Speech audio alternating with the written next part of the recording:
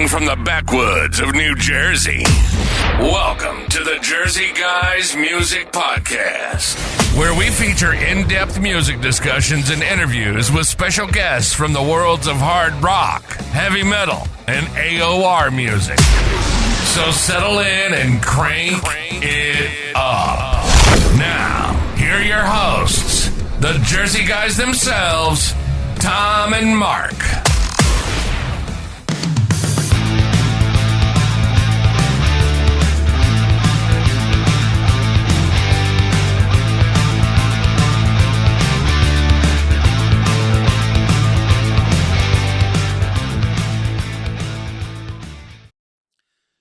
Hey everybody, welcome to the Jersey Guys podcast. I'm Mark Ballo here with my co-host Tom Coyne, and joining us today is special guest Michael Shotten.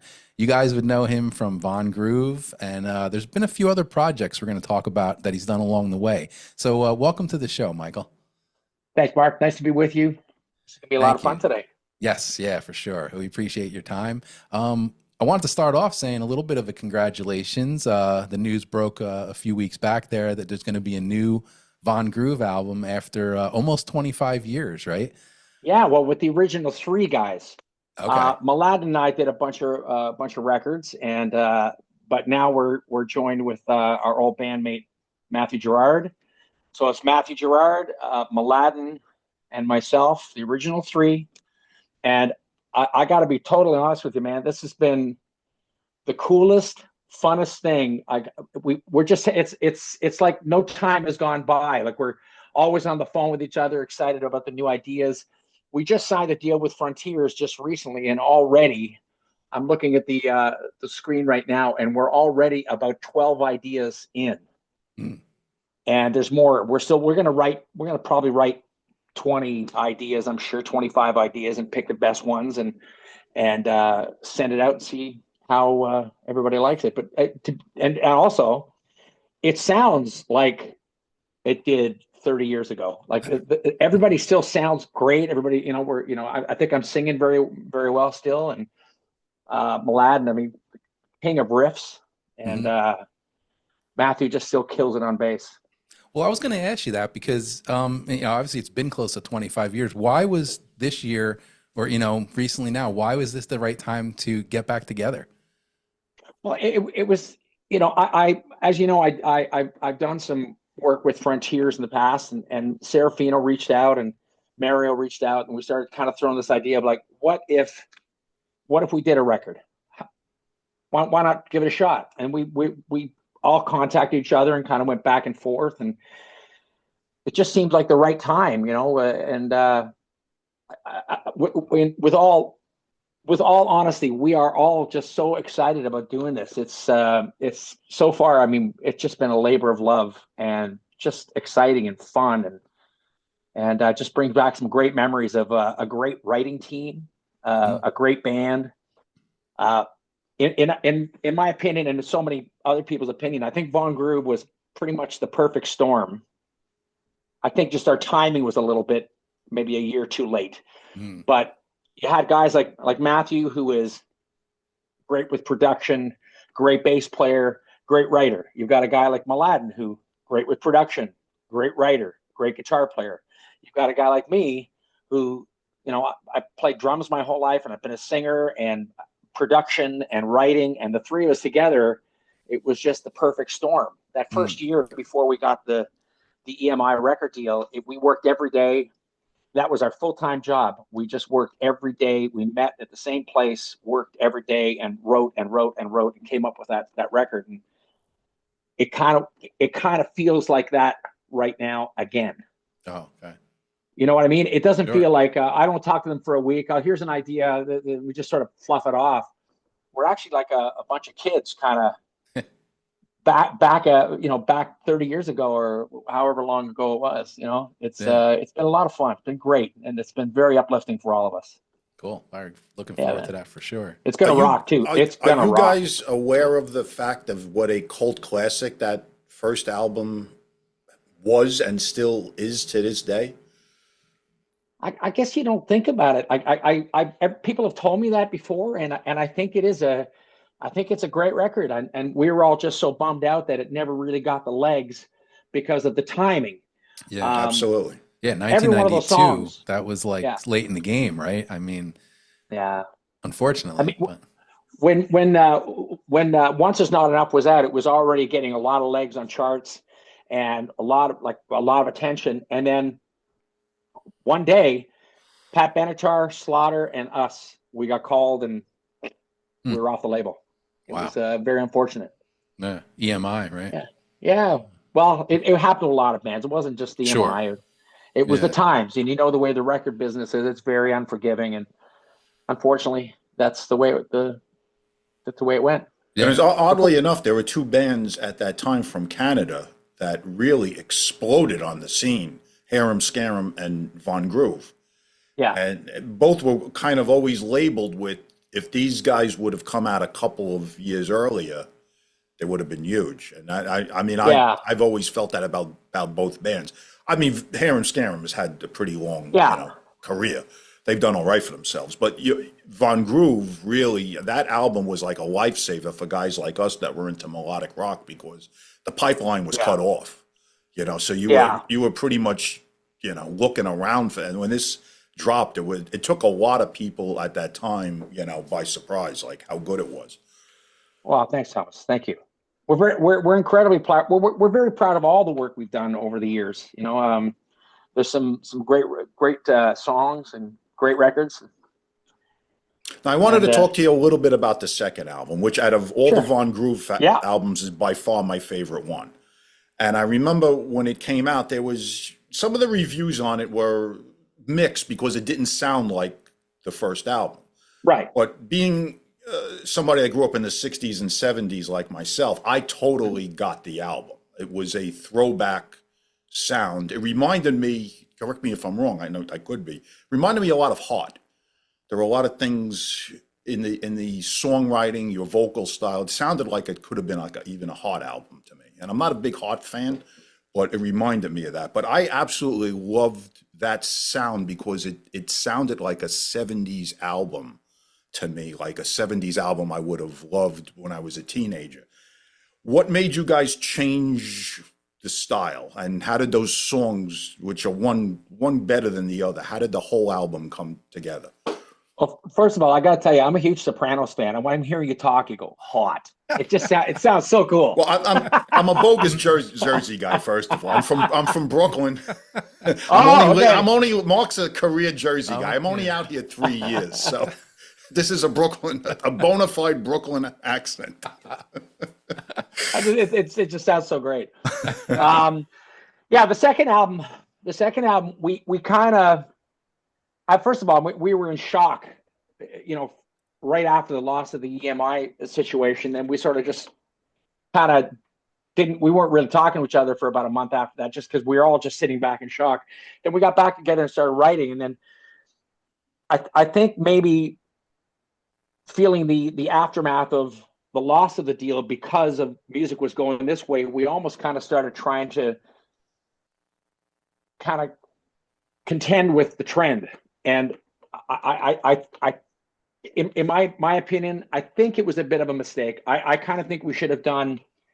I think we all think that now. I think we think now we should have just continued doing what we did, and we're like a Def Leppard who just stayed the course. This is what we do, and that's what we do, and that's what we're going to keep doing. And that sort of started coming more around in the third record and the fourth record, where it was more of that melodic thing. There were songs on the second record like Queen's Logic, which sounded like a rock band, but was sounding a little bit more grungy-ish. But I like the record. There's a lot of great songs on that record, and they're really fun to play live. Oh, the song Rainmaker is phenomenal. Yeah, one of my favorites. Yeah, I love that album. Like, really, like, out of everything that you've ever done, that's my favorite album because thank you. My roots are the 70s, I'm in my 60s. Yeah. So like I grew up in the 70s. Yeah, buddy, you and me both. Like that's so when I heard this, it was so well done. And I think the biggest problem with a lot of the fans of this music at the time were younger than me. So like a lot of that 70s thing didn't connect with people that were younger than me, and they didn't really get the vibe, because I remember reading reviews where they said it sounded like grunge, and to me it didn't sound anything like grunge. It sounded like a retro 70s hard rock record. Yeah, I could see. I like I said at the time, we were kind of trying to lean a bit that way, but maybe in doing so, we created something else. But again, we're very proud of the record. There was later in our careers, we kind of look back on that and just sort of thought, perhaps, what if? It's the what ifs. It's always the look back into the what ifs. What if we had stayed the course and just did another album like the first album, big production, big sound, big vocals, big melodic choruses? Should we have just stayed that path?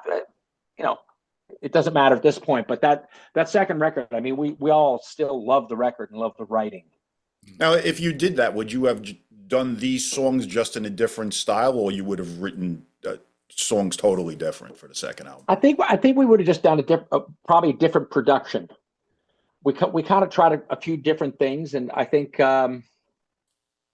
we might have just gone with those songs, but just made them a little bit more mainstream, different drum sounds. We've thought about that, and we actually were looking at the idea of maybe taking that second record and changing things and remixing it, if it was possible. So we since the time we've got back together, we've all had some great.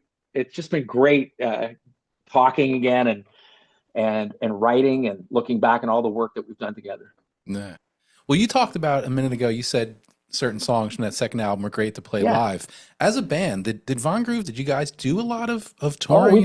We did some live shows, and the band was great live. Like it was a very strong band live. We never seemed to get as much live time in as I think we should have. Yeah. Right. Well, Tom and I were talking about the dynamic, because I don't know if you can see behind here. I mean, the stuff that Tom's into, and he talked about being a little older. He's a big, Allman Brothers Grand Funk guy. And we were talking about the dynamic of your band, a three-piece where you were not only the drummer, but the lead singer. How did that kind of come about with you? You said you're always a singer, but you're always a drummer and stuff like that. How was that dynamic of the band set up like that? Well, the original sort of way it just became was a writing band at first, and I was playing all the drum parts and doing all the singing and doing the background vocals. And we brought some friends in to help to thicken out the background vocals, but that's just the way we work. It was like kind of a Genesis situation where Phil would sit and play all the drum parts, and then he'd turn around and go do all the singing parts, and somebody else would play it live. So that was our vision. Was I would have played the drums on the records as writers, and we work well together with me playing drums and Matt playing bass and Mladen playing guitar. We wrote so closely, it just made sense that I was there to play all the parts, and I'm a pretty capable drummer, so we got through that stuff. But live, it would always be I'd be more up front, and we'd have a drummer. Oh, okay. Yeah, which is what we've done in the past. Okay. Yeah, I wasn't aware of that, because did you guys play in the States a lot at all? Played a couple gigs in the States, yeah, but not a lot. Again, we haven't had a much of a live career. Yeah. Yeah, no, because we were talking about that. It's such a dynamic, and it's you're trying to think about where you, and it's funny because you said you actually had a drummer, so I didn't know that, and I wasn't aware of that. So that's interesting. Yeah. Yeah, we've had a couple guys play with us over the years, and great drummers. I mean, we had Mark Caverzan play with us, who was great. A guy named Chris McNeil, we've had him play with us, and fantastic drummers. Okay.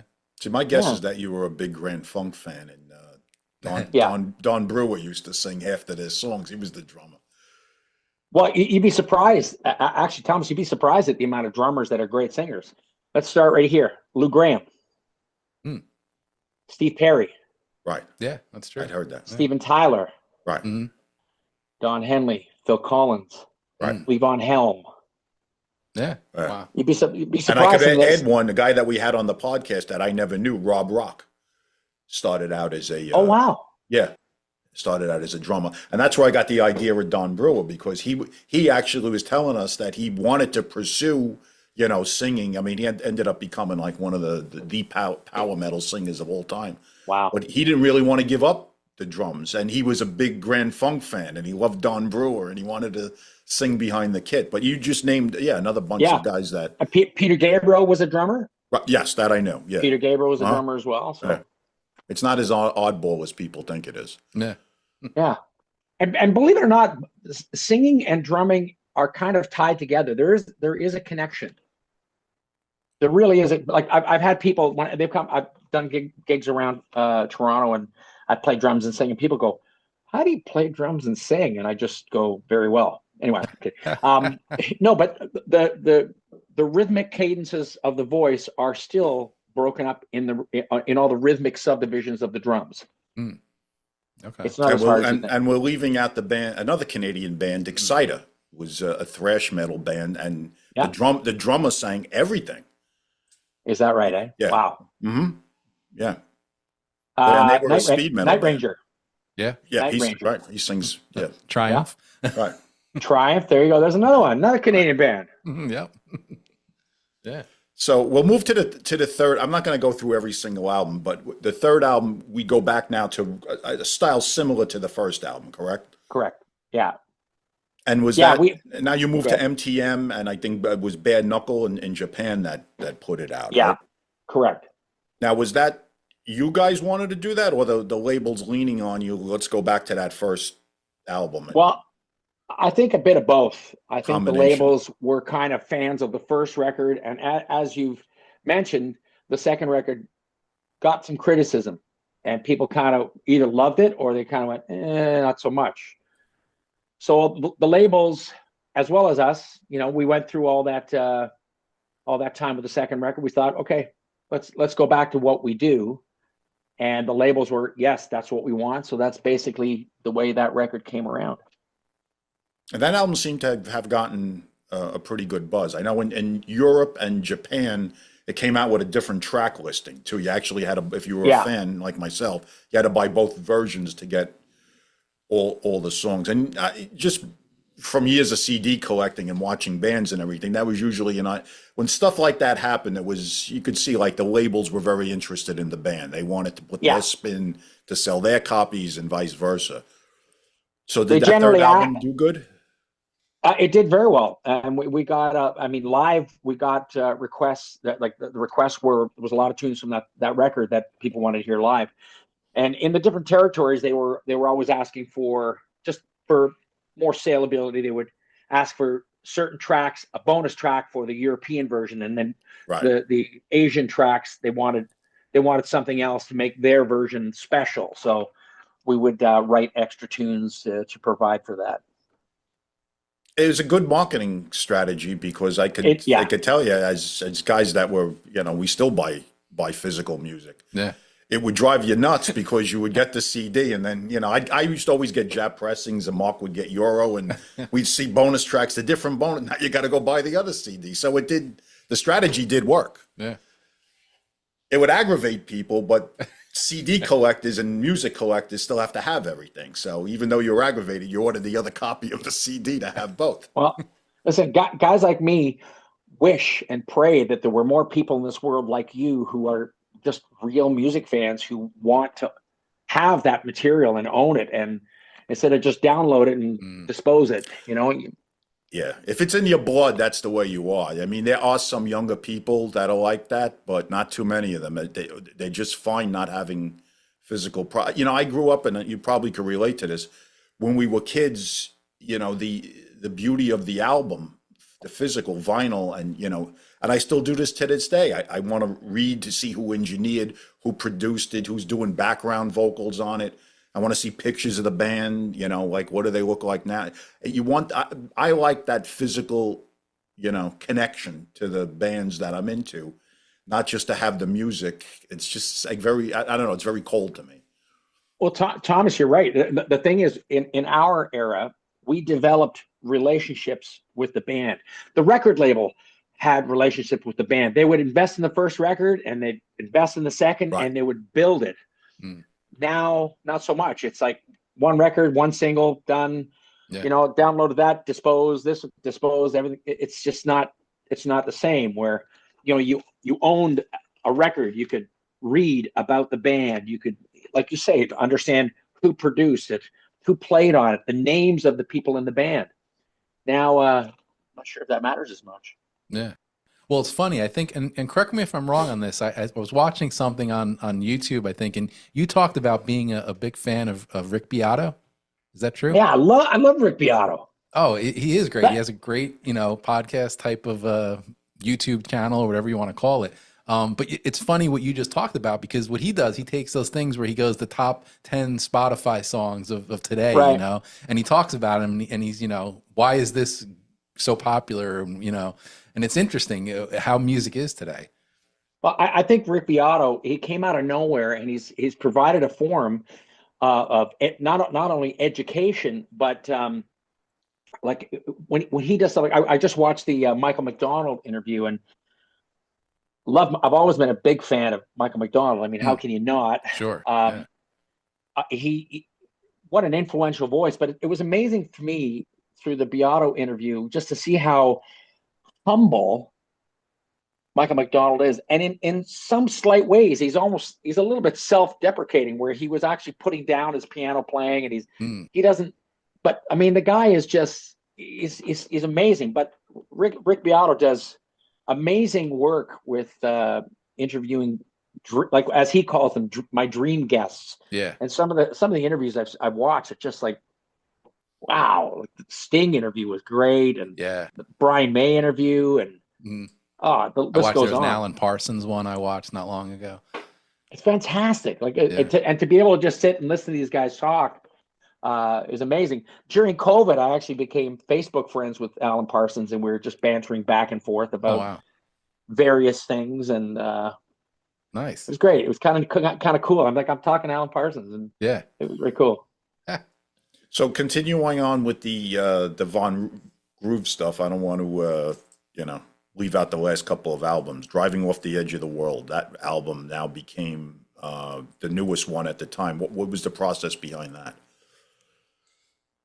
Well, again, just a process, just writing the best songs we can write, and we were kind of just going for maybe a little bit more edge on that record. And that's what I got from it too. I just listened to it the other day. It was a little more edgy.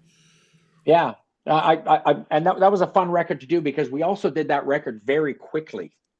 We did drums here at my place, at my studio. My whole upstairs living room has a vaulted ceiling and wooden floors, and it's got patch bays like that built into the wall. And I could walk you around here a little bit if you want. It's got patch bays built in the wall, so we did live drums up in the living room. Oh wow! Matty was down here with Mladen. We engineered it, got the drum sounds together, and then basically just it happened. Like, I think all the drum tracks were done within 2 afternoons. It was done, and the guitar parts and bass parts, everything went down fast. Vocally, I just went in the booth, and Matt sat in here, and he just basically 4 takes, and we just went. That was what it was. Wow. It all went down very quick, and I think there is something about that record, now that I think about it, that does have, if I could use the word, maybe it has a bit more urgency. Like the first album is very slick and produced, and man, it's all right there. No, it's got the big budget sound, the first album. But the Driving Off the Edge of the World, that whole record, I think there is a bit more live urgency to it, because again, like, it's not like I got to sing the songs 100 times and get to know them. It was basically, I just went in there and just busted my balls, just sang my ass off, and Matt was going, "That's great, it's great, let's go, okay, let's do another track." Bang, bang, bang, we're done. Oh wow, that was a tidy 20 minutes. When did you set up a studio in your home? How did you do that? Oh, I've had a studio in my house for about 20 years. Okay. I actually, I'm going to take you down here for a second, because I've got this is the control room, my main control room here. So that's this. Mm-hmm. There you go, my control room. Walk down here. I've got a little ISO room in here. There's an ISO room sitting in here. Wow. You can see a U87 set up with a 414. And then in here, little amp room. All right. Red plate amp that Rick gave me, Rik Emmett. Ah. And as we go down to the kitchen area, believe it or not, that's a Hammond B3. Oh, wow. Oh boy, that's awesome. Isn't that amazing? Yeah. Wow. And I'll take in here. I'm actually doing epoxy flooring in my basement. So here's the bass room pedals, the bass pedals for the organ. There's my beautiful Gretsch drums. And this is a 147 Leslie. We're getting your thumb. You got to move your thumb. Oh, sorry, my thumb. That's a 147 Leslie. Okay. That's amazing. That's amazing. That's for the organ. Yeah. The drum set again. Yeah. Working our way back out here again. The Leslie is such an amazing sounding amplifier. Obviously, it's great for the organ, but it also sounds great when you run guitar through it, and piano. I mean, no quarter Led Zeppelin. That's all. Oh yeah, through a Leslie. That's the best. Yeah, and the vocal, I think, close the door. Yeah, turn off the lights. That was all through a Leslie. So that's it's just such a cool thing. Anyway, I don't get to use it enough, but when I do, I get all pins and needles. I saw them in '77 at the Garden. Oh, Yeah. amazing! Yeah. What a band! And when I explained to the people, perfect storm. no opening band, they played for 3 hours and 15 minutes Come on that tour. Yeah. They did do that acoustic set in the middle, so it was like somewhat of a little bit of a break for them. But there was no breaks. It wasn't like one, like intermission. They played for over 3 hours. Yeah. That's incredible. Wow. Yeah. Mm-hmm. Wow. Yeah. So I'm going to take you to the last Von Groove album where Matthew left now, and was replaced by the bass player from II, which was a band that I liked. Tommy Lewis. Right. Tommy Lewis, yeah. Tommy Lewis is a great friend. We've been friends for years. Tom Lewis and I also did a record with a fellow named Gordon Depp, who was in a band called The Spoons. He was a singer, guitar player from The Spoons. I have a Spoons CD. I think one that came out in '88. See if you can find a record by a band called 5 Star Fall. That was myself, Tommy, and Gord. 5 Star Fall. What year did that come out?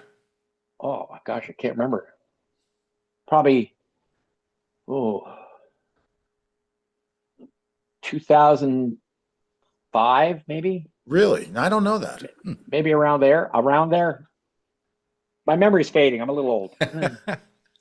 Yeah. Okay. I got to look for that. I didn't know that. So, under what circumstances did Matthew leave? He had enough other obligations.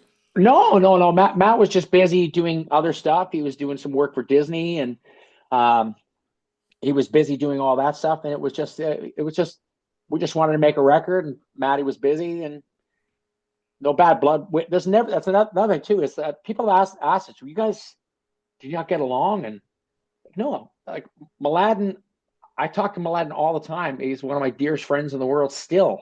Beyond music, Mladen and I are very good friends. And same with Matt. Like Matt and I have always been great friends. We lost touch for a few years due to work. But Matt just called me yesterday. We're going through parenting advice. We're talking about being fathers and, our kids, and my kids are a little older than his kids, and just trying to share some ideas as fathers. Not even talking about music, but just talking about being parents, Yeah. We've become our fathers.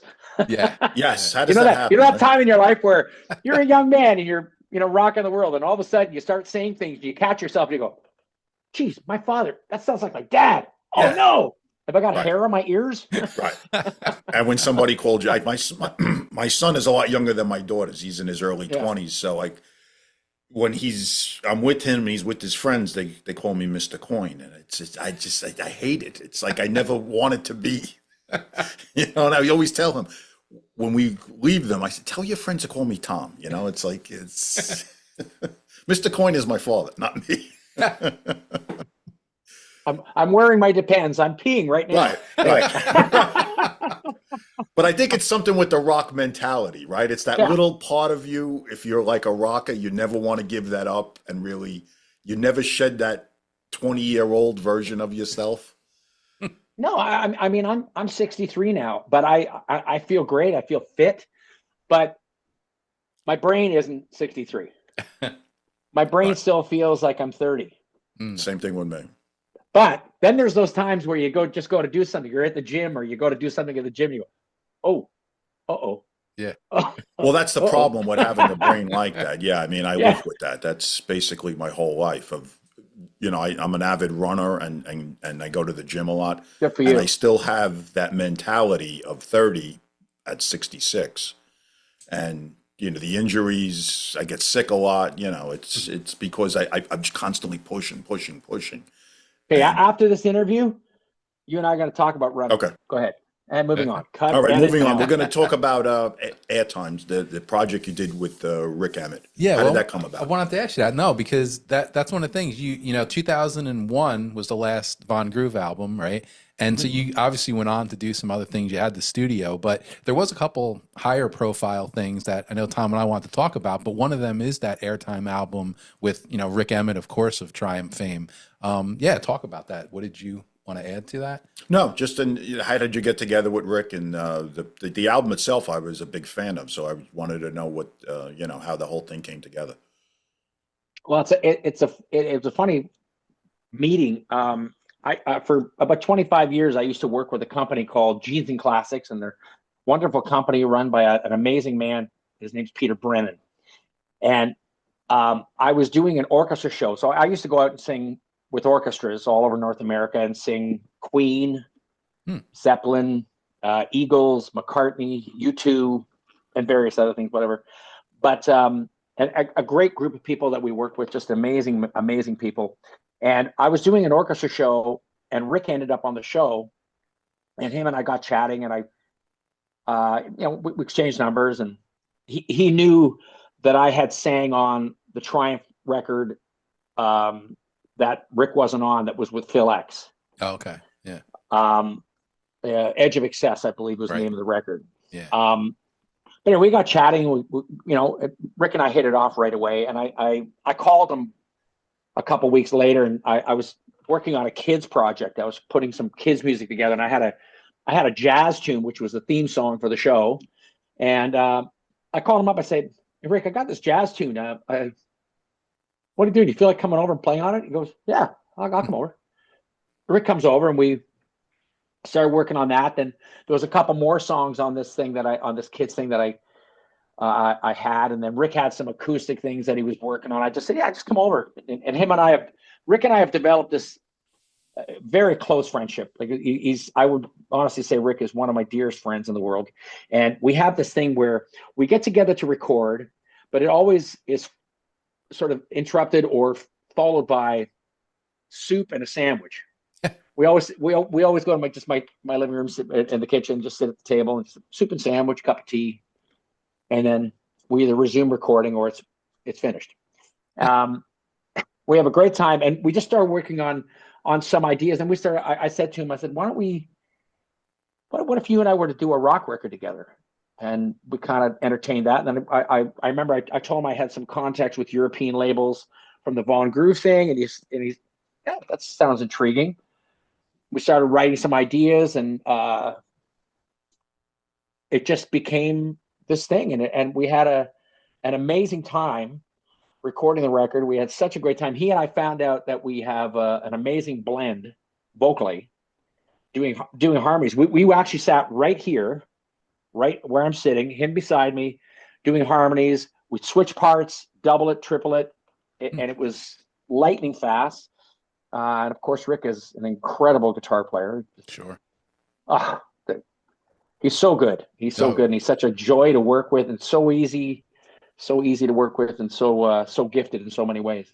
We've talked about this, Tom and I. I mean, you talk about, there's a couple guys out there, we talk about those double threats, right? Like right. Dave Meniketti, with great vocalist, great guitar player. A guy we just lost earlier in the week, John Sykes, right?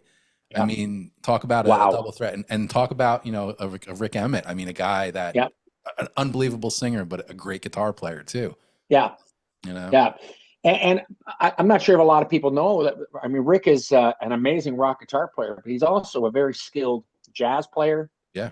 He is so skilled in terms of his chordal vocabulary. He can play beautiful nylon string. He and I and a fellow named Pablo and a guy named Oscar Lopez, all three very well-known guitar players. We did a record. Yeah. Oh boy, 2010 maybe. I can't remember. Sorry guys, I'm a little vague on this. The record was called Trifecta, and all it was these three guitar players playing together, and it was instrumental.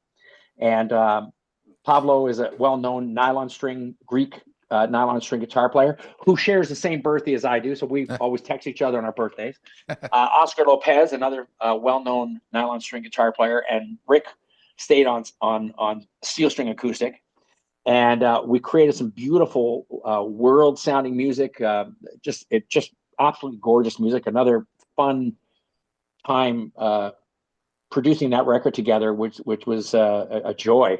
And again, Rick shows, if you get to hear that record, you'll get to hear a different side of Rick as well on that. Yeah. Has there ever been in 2007, 2006, 2007 was when the Airtime album Liberty Manifesto came out. Has there ever been talk about doing anything more? Oh, him and I, we talk every now and again about it. You know, I keep saying, we should do one more, man. And then, you know, we're just sort of looking at the music business and going, is there a reason why? And I just look at him and say, because that's what we do. And he goes, yeah. So, you know, you never know what can happen. I mean, you know, Rick's got some other things on the go too. He's got his book and his poetry book that he's doing, and he's got a few things on the go as well. So you never know. Okay. So we're old. We're old, but we're not cold. Yeah, that's it. That's my son. My son says that to me when I see him at the gym, and he goes, "Dad, you're old. You're not cold." I love that. Well, my son refers to me as a fossil at times. So. All right. Another project you were in that I was a big fan of was called LRS with Josh Ramos, who Josh was a guest on our show about 2 years ago. Terrific Josh guy. is a great guy. Great guy. And had Tommy Laverty, which was one of my favorite singers. A guy just never did all that much. And he popped up on this album, and I was a big fan of it. I know Mark was too. If you could tell us how that project came about. Yeah, I mean, Tommy Laverty from Scott Gorham's 21 Guns. Yeah. I mean, great singer, but again, like Tom said, didn't really do a whole lot in his career. So, you know, at least up to this point. Well, you know, it was just, I think it was sort of a concept of Serafino's and Frontiers that they wanted to collaborate this super group. And, you know, they've got a fellow named Alessandro was producing the record and did a great job. And we did everything remotely. I did all the drum parts and background vocal parts here. All got sent over like that. Then we went over and shot. There was a couple of videos we did for the record, and we just flew over, did the videos, came home. You know. Were you aware of Tommy's vocal prowess? Was he a guy you were exposed to? I knew of him. Yeah, and love him. Tommy's a great guy. Like we had a lot of fun together. And when we finally got to meet each other and hang out for the videos, it just felt like a brotherhood right away. And Ramos, as you know, is a piece of work. He is. They're great guy. A guitar player, great guy. Yeah. And hell of a player. What a player. Yeah. Oh, a hell of a player. Yeah. Yeah. A lovely man. Like what a beautiful, sensitive heart. He's just such a lovely man. When we had him on, we had a lot of fun with him. He was it's really out there. Yeah. And then there was another project called the Rainmakers that I was a big fan of. If you could tell us about that. Okay, you're gonna have to remind me here. I hope I don't have the name wrong. Rain Times. Rain Times. You know, I got Rainmakers on my with the you did the song Rainmakers, and I'm thinking Rain Times. I'm sorry. Okay, you're gonna have to remind me, buddy. Really? Oh, wow. Okay. I don't know if you can see it. Oh yes, yeah. What did I do on that record? It's a Frontiers. You sang. And it's 2017 I Frontiers. sang on something. I guess it wasn't one of your most memorable projects. No, I'm remembering doing this now. Yes, no, I remember singing on that. Yeah, it was just something somebody had asked me to participate in, and I was happy to. Like a hired gun vocalist. That was really all it was. Just Yeah. sing, and I remember doing it now. It's all coming back. Okay. Okay. The Alzheimer medication is kicking in. No, I remember doing that now, and it was yeah, it's fun. Just like the projects in your life, they come and they go, and if you're a busy guy, I tend to keep myself pretty busy, and things happen, and you do things, and you participate, and it's a joy, and then you're on to the next thing. So Yeah. I'm sure there's a lot of things I'm gonna learn today. Well, I'm getting even more out there. We're going down deeper into the rabbit hole here. You were in a project called the Outpatients, and I Yes. remember when I bought this album, I was already not expecting it to sound like Von Groove, and it's actually not a bad album. How did you get involved with this project? Because it seemed like very out of the box for what people knew from Michael Shotten. Well, it's a bit of a story. A good friend from my past, Noel Golden, who was producing the record, who I'd worked with many times, the Triumph records and all sorts of records. On the first Von Groove record, I worked with Noel too. Noel was engineering some of that. Noel called me one day and said, "Mike, I've got a project here. We've auditioned all kinds of singers, and we just haven't found anybody. Like, can you just in your studio? I'm going to send you a 2-mix. I'm going to send you what the vocal's supposed to sound like. Can you just do a quick vocal, and send it to me?" I said, "Yeah, sure, no." So I remember, I think I sent it to him.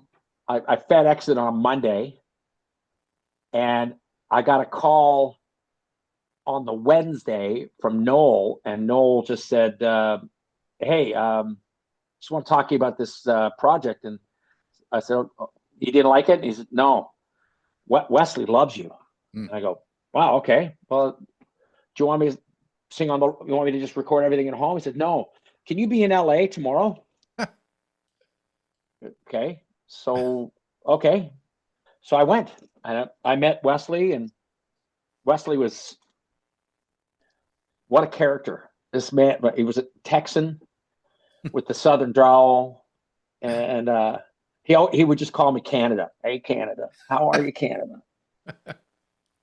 And I'm sure, as you know, Wesley Arkeen was very involved with Guns N' Roses. Yes. And they played on the record. And yeah, we had on that record, we had Abe Laboriel Jr. playing drums, who is the drummer that plays with McCartney. Steve Stevens is on the record. Duff's on the record. Slash is on the record. Axl's on the record. And it was just basically Duff was on it too. Yeah, Duff was on it as well. And Matt Sorum was on it as well. And I think it's a great record. It's a little outside stylistically what I normally do, but the path was already laid, and Noel needed this thing. It needed it to be done. And I love participating in that and being a part of that whole group. I ended up staying at Duff's place for, I think it was a couple of weeks when I first got there to get ready to start working on the record. And Duff was an absolute gentleman. Like, he is such a nice man. And it was just a nice experience hanging out with all those folks. And like I said, I think Wesley's songwriting was it's amazing songwriting. He's such a great creator. And it had some Beatles influences. Yeah, absolutely. Oh yeah, he was a big Beatles. He was. I didn't know that. Oh, yeah. Huge. He was a huge Beatles fan. Had a lot of Beatles in it, because I revisited the album. I haven't listened to it in years. I actually forgot what it sounded like, and I was kind of surprised at how good it was, because I really didn't remember much about it. Yeah, there was a song in there I remember called "Love," and I always thought that was a really beautiful song. All that B3 all that beautiful Hammond B3 work was beautiful, and yeah. I think what, I really like that what it record a lot. suffered from the most was the idea of putting a grimacing monkey's head on the cover, and it just kind of you really didn't know. It didn't really like fit the music, because when you looked at the cover, it kind of looked like it was going to sound like something really rough, and it actually wasn't. It was like actually pretty melodic and, like I said, Beatleish. I never understood the cover. No, I didn't either. But I wasn't in a position to sort of direct that ship. Right, sure. There was a lot of hands. I'm sure you can imagine with the Guns N' Roses camp, there was a lot of hands already in the fishbowl. So sure, I kind of just wanted to do my part, get my part done, and make sure everybody was happy, and that there was a potential for this to be a live thing. But sadly, we lost Wesley shortly after the record was finished. It was that close. Yeah, I know he passed away. It was that close, huh? Wow. It was pretty close. Like, we had just gotten the record out. Everybody was excited. I came home because at the time my wife and I were having our first child. I came home and I got a call that said that Wesley had passed. Wow. Yeah, he was a good friend. He was a lovely man. A lovely man. Yeah, I'll never forget the sound of his voice, saying, "Hey, Canada."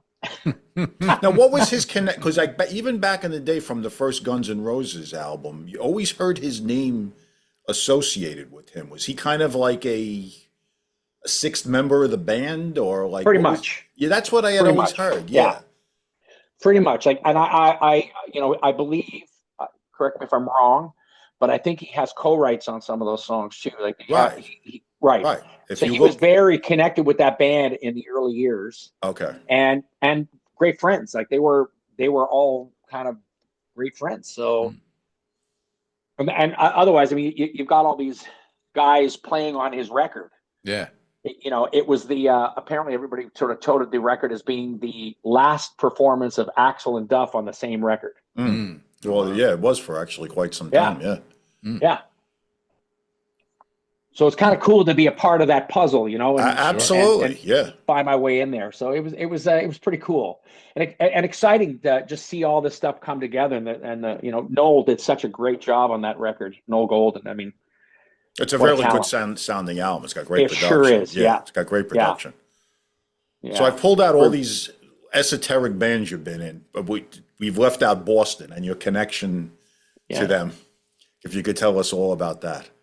Well, that was a kind of a funny thing. I was singing at the El Macombo, and Tom Scholz was there, and I actually didn't recognize Tom Scholz, and I remember passing by his table. I remember he was sitting, there was a lady and another guy, and I walked over and I just kind of said, "Hey, anything we can play for you? Anything you want to hear?" And the lady said, "Did you play any Boston?" And I thought, wow, that's ambitious. Mm-hmm. Yeah, well, we can give it a shot. So we did. We ended up doing 4-play Long Time. And the keyboard player guy I was playing with at the time was these great players, and he happened to know it perfectly. So we played it, and then after the set, I went over and we're just kibitzing, and he would just said, "Hey man, you're a great singer." I said, "Well, thanks, man." He says, "Let me give you my card and give me your number." And then one of the guys said, "Do you know this is Tom Scholz from Boston?" And I go, "Sure it is. Sure it is. Sure it is." Yeah. And I'm Brad Pitt. But I took the guy's card and I just threw it in my pocket. I never even looked at the card. I just threw it in my pocket, finished the gig, went home, and I looked at the card and it said Tom Scholz. Really? So a couple weeks later, I get a call. "Hey, Mike, this is Tom Scholz." And Tom's a very laid back guy. He's so relaxed. If you ever see the SCTV bits where they're doing Perry Como? Yeah, I've done a huge you've never seen SCT. We would just actually you've never just seen him so relaxed. Yes. I love the nightlife. Anyway, he's very, very chill, and he just calls me and says, "Hi, Mike. This is Tom Scholz." Yeah, sure. Yeah. Hi, Tom. And I'm thinking, yeah, sure it is. Are you available next week to come down and meet with me? And I go, yeah, sure. That sounds great. Okay, well, there'll be a ticket waiting for you at the airport under your name, and just go to the airport. It was U.S. Air. I remember going there. Tickets there. Get on the plane. Go down. He picks me up. He picked me up in a Camry. I think he was driving up. Is that a Toyota? Toyota Yeah, Camry. Toyota, yeah. Station wagon, of which I think he had the seat customized all the way back, so he could pretty much sit in the back seat because he's a very tall guy. Anyway, we went out. And he took me to a hotel, and then I'll come back and get you like 7 o'clock. I said, okay. So we just went out, hung out, and then I went down again, and we just kind of hung out. I think he just wanted to just kind of get to know me a little bit, and we became friends. And there was the next time I went down, he took me to the studio, and I remember he had this really cool set of D drums. They were electronic drums, and I sat down and I started, and he looks at me and goes, "Oh, you play drums?" I go, "Yeah." I said, "Tom, it's my first instrument." To which he picked up a Les Paul, and he and I played the entire first record together. I was singing, playing drums in the air, and he's playing guitar, and we played the entire first record together. I'll never forget that in my life. As long as I live, I will never forget tremendous. that moment. Yeah. That's a great I will story. never forget that moment. And it was just, if I had a cell phone, look at this, look at who that is. Look, like, it was just, it was really fun. Wow. I was pretty excited. Oh, I can imagine. Oh man, a killer. Like, I'm here with Tom Scholz. We're playing the first album, one of my favorite records. So did he want you to join, or the offer was never made, or it was and you didn't take it? He said he had some songs that he was working on that was just something he was working on. And he never said it was Boston. And then when I heard the tunes, I think, wow, this sounds like it could be Boston. So I did some singing, background singing. And then he just told me, he mentioned to me, you'd be great on this. And it turned out it was Boston. So, Okay. yeah. And which was, wow. And when they say, man, Tom Scholz is like this pretty brilliant guy, that's an understatement. That guy is a scientist. He is just... That's what you always heard, yeah. I've never seen a guy, like when I see the way his studio was put together and the way he's methodically got it all set up, and he is... honestly, I remember one of the most brilliant people I think I've ever been around in the presence of. It's no wonder, they're so if you great. listen to that album, now in 76 it was released. I guess it was recorded 75, 76. And listen to those guitar sounds. Nobody had a sound like that before. No. That was such a groundbreaking album on so many, not just the quality of the songs, but the overall sound. There was no band that ever sounded like that. Like those Rockmans had a certain way of creating compression, right? And for a lot of people who don't understand what compression, it's a dynamic whole. So like to keep a sound so it doesn't spread too much. It just limits and compresses. And that box had a certain sound. And I remember there was some toys that came out later. I remember there was this thing called a Korg. It was made by Korg. It was called an A3. And I know on our first Von Groove album, there's a lot of that guitar that when we did our demos was all Korg A3, and it sounded great, and it had a similar sort of compression compressed sound as the Rockman, but the Rockman was so unique. His guitar sound was one of a kind. I remember that album. I was a senior in high school, and remember the songs were already starting to break on the record. Yeah, on the radio, and I remember buying the album, and it was just everybody was. If you were into rock in '76, everybody was talking about that album. It was like, Do you remember the first time? Do you remember the first time, Thomas? You took the needle and you dropped it on the very first, and then you heard More Than a Feeling come in. About 100 times over, I did that. I remember. I know, same thing. I remember being at my buddy Ken Wedlake. His house on Lakeshore in Oakville. I remember being in his house and he putting that record on. I go, what the hell is that? Exactly. This is Boston. I don't even want to. All I wanted to do was listen to that album. I know. I didn't want to do anything. Everybody pipe the down. I just want to listen to this. It had the same effect on me. And I had been exposed for years to, already, Purple and Sabbath and Zeppelin, but there was something about that album that was just, wow. It just knocked you off your feet. I still feel the same way about it. Like everything about that first album, everything. The songs, the sound, the singing. Mm-hmm. Yeah. It's the perfect record. It really is. It's real close. If you had to pick a perfect hard rock record, that would be you'd have to do some deep digging to find something better than that. Like you think about perfect records over your lifetime. Like, I mean perfect, not a flaw. Right. Like I mean, Dark Side of the Moon. Yeah, that would be there. Right. Boston 1. Hotel California. Maybe. No, maybe. No, I'm a fan. He's with you on that. I'm a fan. Yeah, okay. I'm a fan. Okay, so Thomas, we're done. Okay, you and I, we're done. Well, we're gonna need counseling. Okay. Don't get me wrong; it's a good record. I would just never think of it in those terms, but that's it's a good record. As us Italians say, "Sa each your own." You think it's great? I thought it was. I was never a huge fan of this. So Thomas, are you Italian? Probably. I'm half. My mother's Sicilian. My father's Irish. That's why I have the Irish last name. What's a specimen? What's a specimen? Yeah, it's an Italian astronaut. A specimen. I never heard that one. I got some great Italian friends. They give me all the best Italian jokes. But I was brought up in a very, since my mother was Sicilian and my grandmother, who was from the other side of, came from Italy, lived with us. I was brought up in a very Italian, household, even though my father was Irish. Yeah. How come Italians will never get to the moon? There's not enough scaffolding. These are ones I've never heard of these. At least, as corny as they are, I've never heard them. You can cut this part all out. Right. Okay, how come Italian guys wear big gold chains? So they know where to stop shaving. Okay, and moving on. All right.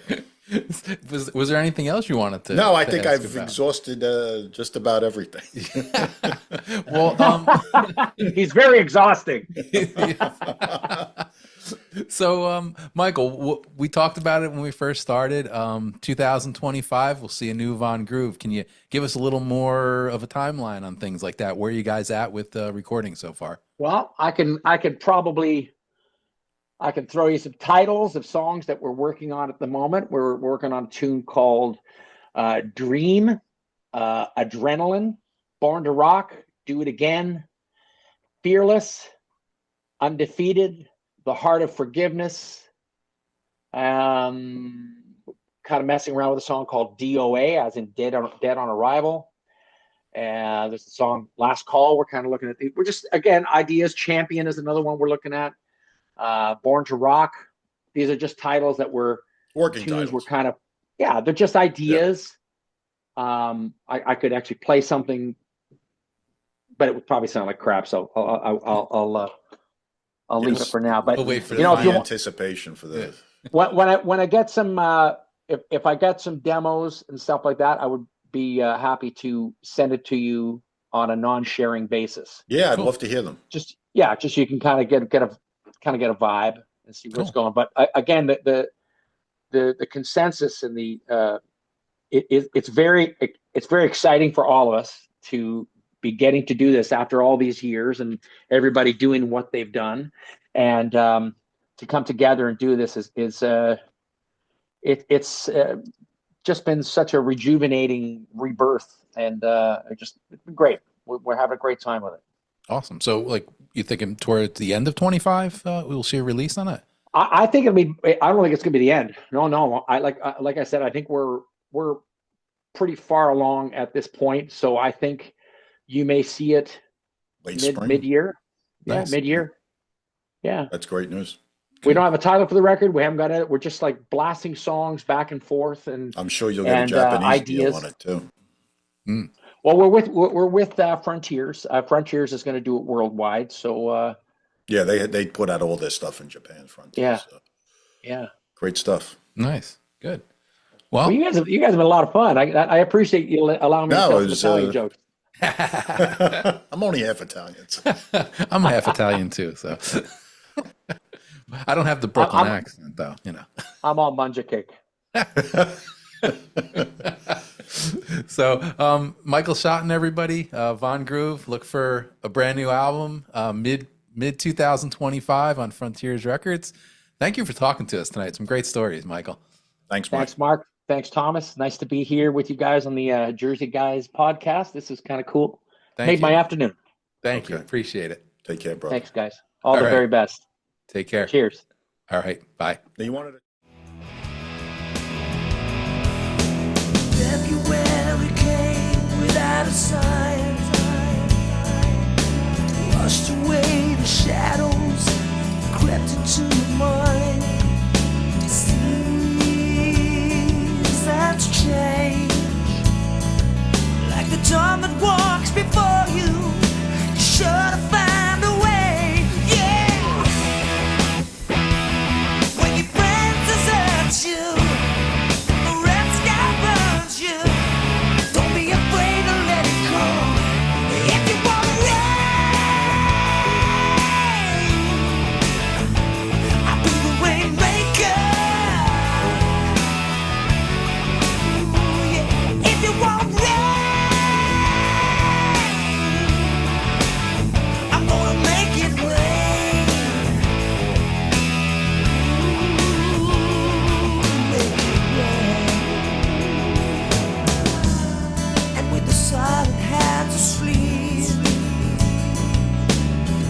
I'm gonna free all the secrets that you keep locked away.